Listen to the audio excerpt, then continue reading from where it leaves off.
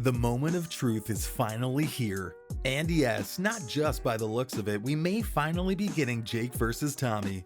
When? Well, that's what the video is about, right? Let's dive in with the date first, which seems likely to be in late February.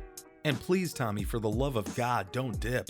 Just as Jake said, no more excuses, fumbles. The event is set to take place on Sunday, the 26th of February. The official date was recently announced, and both fighters have been looking forward to this matchup for some time. The time of the fight has yet to be revealed, but the fight is expected to be the main event of the card. My guess is it's going to be the usual 10 p.m. Eastern Time, but again, things can change, just like something else. The odds. As of now, the odds are yet to be determined, but by the looks of it, Fury is considered the favorite with minus 200 odds to win the fight outright. Yikes, people really think Jake's gonna lose. However, it's worth noting that these odds may change as the fight approaches and more information becomes available. Anyway, just like the odds, there's something else that might change, and that's the fight itself. But right now, the fight is more than confirmed. Ariel Helwani has confirmed the fight between Paul and Fury, as he said that it's a done deal per sources. Paul has even posted it to his Instagram, which is all the proof one might need. Anyway, the event will likely be a PPV one, as both Paul and Fury will look to make as much money as possible. All of the Problem Child's previous fights have been pay-per-view, so my guess is that this one's not going to be any different. An exact way to watch the fight will be confirmed in the coming days as well. But in the meantime, let's all see the predictions. Let's get one thing straight before I say anything else: these guys absolutely hate each other. Fury and Paul both have made sure that the other knows of the hate they have for each other, whether it be through Twitter trolling or calling each other out on podcasts. In his boxing career, Fury has competed 8 times, winning each time. He also has 4 KO victories to add to that. Even while their victories were great, it's still being determined whether he can defeat someone like the Problem Child. If it wasn't for the visa issues, which were mainly because of Fury's brother and his connection to some mafia guy, the previous bout wouldn't have been cancelled. Could that be something we keep an eye on again? The fans think so. I'll get to this in a minute. Anyway, Paul isn't the best boxer in the world either, but he's shown signs of being better than the average person. He's committed to his craft, and we have to give him some respect for that. He's been in 6 fights and has won all 6 of them. 4 of those 6 fights have resulted in knockouts for him.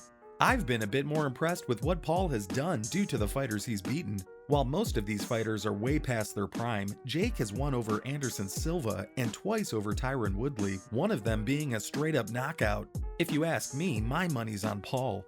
He's not a YouTube fighter anymore, but unfortunately not all the buzz is positive.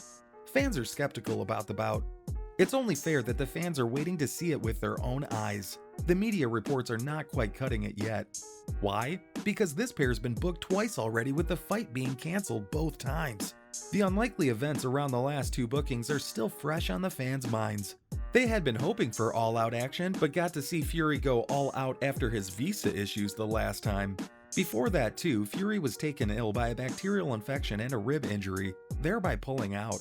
So fans aren't new to these 2 fighters pulling out. It's not their fault either, but it hurts fans all the same. This is why their followers are ready with a backup plan. So if for any reason the fight gets cancelled again, it would be mighty less disappointing.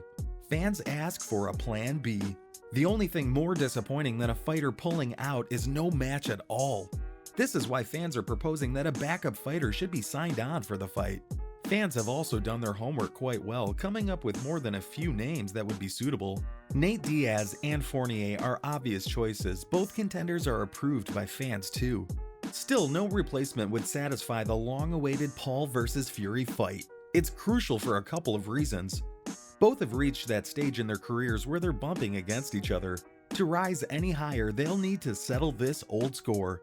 The winner of this fight can go on to compete for the highest prizes. So there's a lot at stake for both of them, and both seem pretty keen on the fight happening this time. Paul puts his back behind the matchup efforts. The Cleveland native has said he's offered to fight Fury in Manchester. Home ground advantage, you say?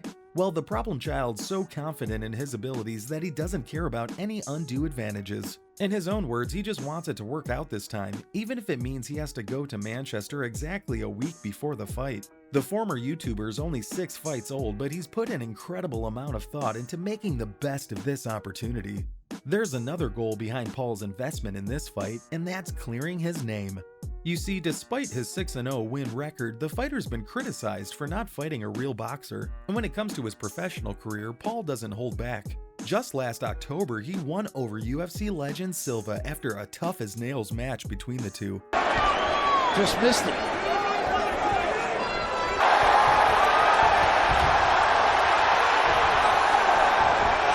Chopping right. He's able to pick Jake Paul's jab with relative.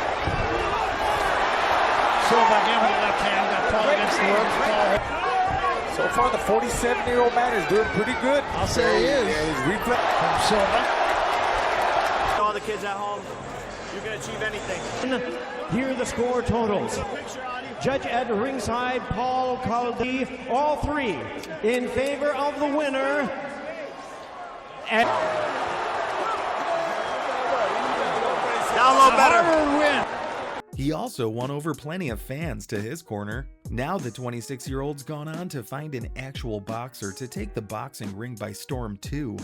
Because Tommy Fury's the real deal. The boxer's 8-0 record is impressive, but it doesn't tell you the full story. While his talent's undeniable, the entertainment value with these two is gonna be next level.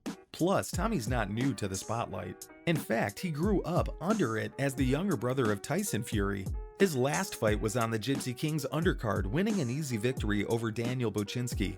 It was so one-sided that the Northern Irish fighter must be looking to break out and search for a challenge. Fury. Yeah, Fury. I mean, he's more athletic than the guy he was facing. No, Buczynski just was a tough guy. I mean, it was a perfectly matched opponent. Beautiful jab with his head up off the line. And one thing that I like about Fury is he has a beautiful straight right hand right down the middle. Excellent right hand down the middle. And this knockdown he was able to create beautifully, just measuring with his left hand to get extension fully in the distance right to land that right hand. Well, the challenge has come knocking, and his name is Jake Paul. Before he was ever considering fighting Paul though, the fighter was fighting it out in a whole other cage, ITV's Love Island. Just 23 years old now, and with a major contention fight lined up for the 25th of February, we can expect him to give it his all. He's certainly the underdog in this fight, while back in 2021, he was likely the bookie's favorite. After this, he pulled out of his first fight, turning the tables on popular opinion. From a favorite to the underdog, he took a big fall for a fight that never even took place. For both the American and the Irishman, then, this fight is personal. After all, martial arts is a family business for both the Pauls and the Furies. Let us know, who do you think is gonna win? Having said that, see you in the next one.